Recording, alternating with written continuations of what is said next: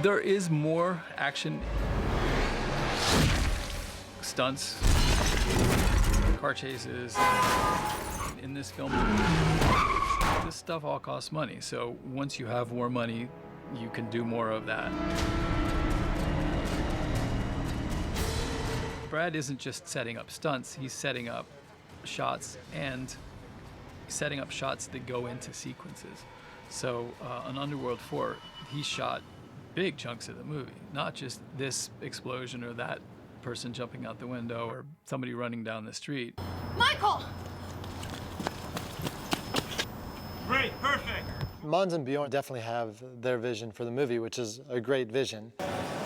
It's either elegant. It's fine with the sound effect. Oh, working with Brad, it's no like ours and his. He comes up with something. Or he comes to us and say, I think this scene should be this and this.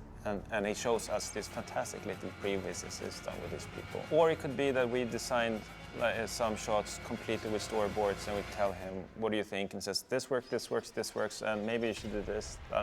So it's a total collaboration. As far as prep time goes, obviously you never have enough. But we were given 10 weeks on this, which is what we had on the first Underworld. And there were a couple things that we needed to do some R&D on, the research and design of it all. Can we just keep going? Can we keep the fire going? Yeah.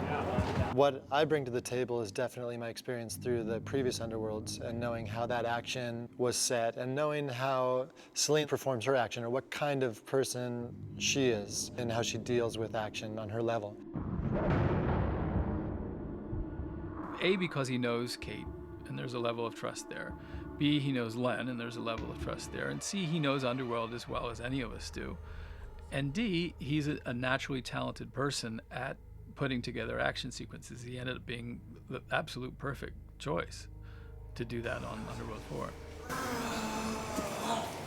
I wasn't physically confident before the first one, so it was a real kind of personal test and revolution for me going through all that training the first time, where I really had to be taught how to run and how to throw a punch, and I'd never held a gun in my life, and it was terrifying, especially because we didn't have very much money, and you know, you'd get one shot at blowing up a subway. Action, Kate.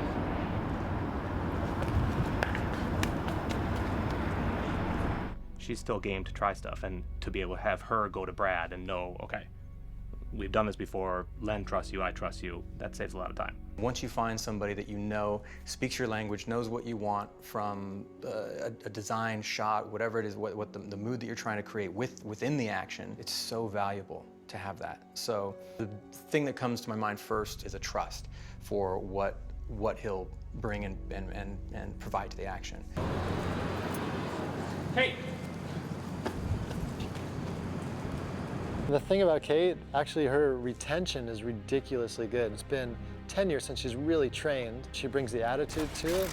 She gets right in there and she's great. She's awesome. 1, go. He had her confidence in terms of asking her to perform athletic moves that she wouldn't always, necessarily feel comfortable doing. So a lot of the stunts Kate performed on her own because Brad made her feel comfortable. The thing that I have with Kate is that I'm able to talk to her in the way that she interprets it in her head to make her perform the way she needs to. Brad will perform it, and then she picks it up like it's a dance routine. And some of these things just come natural to her, which is funny because it's so completely opposite of Kate's personality. She doesn't blink when she shoots, which is very difficult to do, especially if you're shooting slow motion. It screws you up. You can't use the shot. You have this great, it's just right in the lens, and then you just got a person going like this the whole time, and you can't use it. She's very good at that, very good with guns. And so these things strangely come natural. Personally, where I can see where she's evolved as specifically like the action star, I guess, is the comfort and confidence to really kind of like, bare her fangs in a sense, like really dive into it. The grunts, the aggression.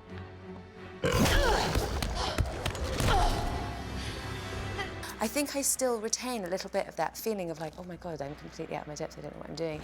And yet, because I know this character very well and I'm very comfortable, and I have been trained really well by, Brad and his team. Brad has choreographed a lot of the action to make the most of it being 3D. I do the thing and then afterwards go, wow, that's so cool, the whole leg kick. The way that the stunts are set up, and again, the Brad Martin of it all. The stunts speak to like the 3D world. I mean, there's a lot of depth and there's a lot of coming into foreground and leaving again. And the guns and the bullets flying. This is when they're gonna cut in. Yeah. All the, spikes going out, yeah. And funny. throwing stars at, yeah.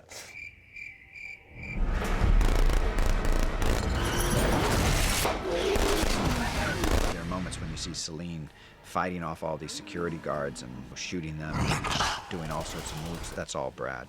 So he did a great job.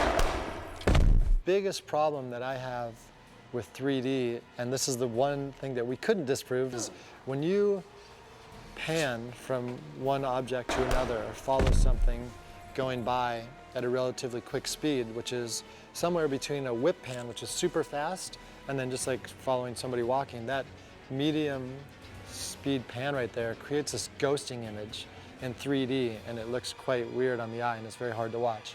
And very often we have to find ourselves finding another way around the shot to prevent that ghosting from happening.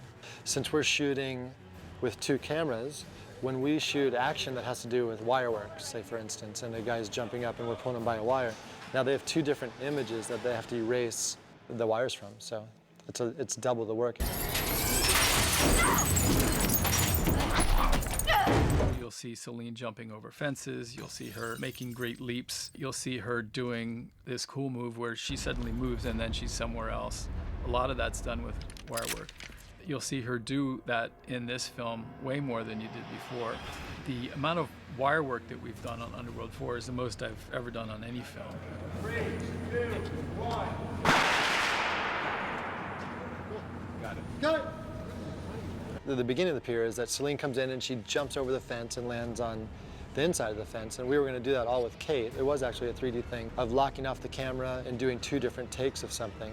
We weren't able to do that with Kate on both shots, so we did what we call a Texas switch, which is we have her stunt double in the back, and she jumps up out of frame, and then Kate lands in the foreground. That was a fun little beat of action that we did, and it worked out really well. It was all fun. It's always fun when you get guys shooting guns and bullet hits and people diving and ducking and explosions.